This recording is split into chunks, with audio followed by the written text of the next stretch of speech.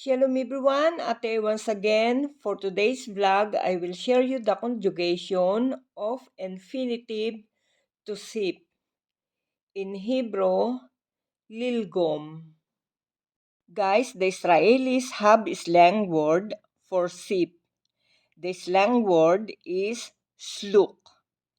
If you heard the word sluk, it means sip.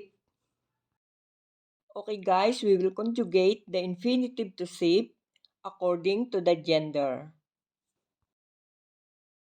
Present tense, sip. For masculine singular, logem. Ani, logem. Ata, logem. Hu, logem. Present tense, sip. For feminine singular, logemet. Ani, logemet. At, logemet. He, logemet. Present tense, sip. For masculine plural or mixed gender, logmim. Anachno, logmim. Atem, logmim. Hem, logmim. Present tense, sip. For feminine plural, logmot. Anachno, logmot.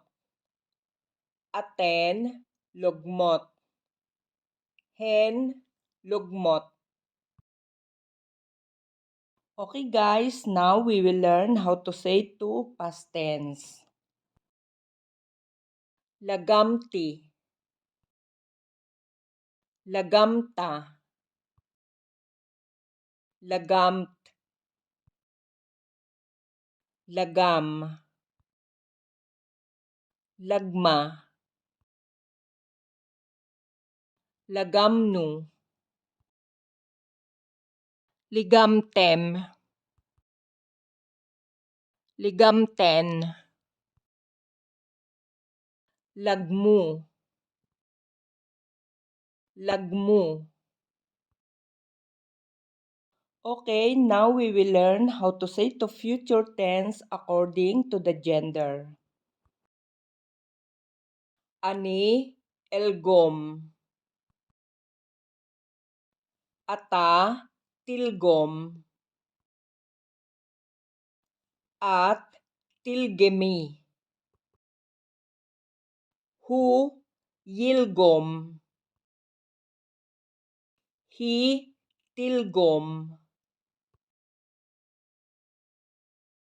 Anachno, nilgom.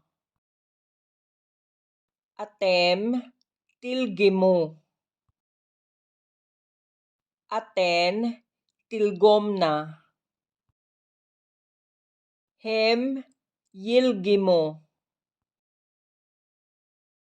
Hen, tilgomna. Okay guys, now I will give you the imperative. Imperative, sip. For masculine singular, lilgom.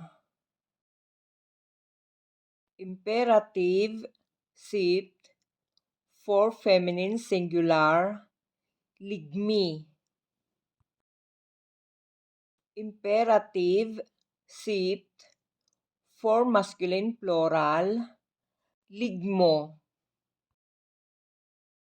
Imperative, sip. For feminine plural, ligomna. Okay guys, again, this is the end for today's video. Hope you enjoy.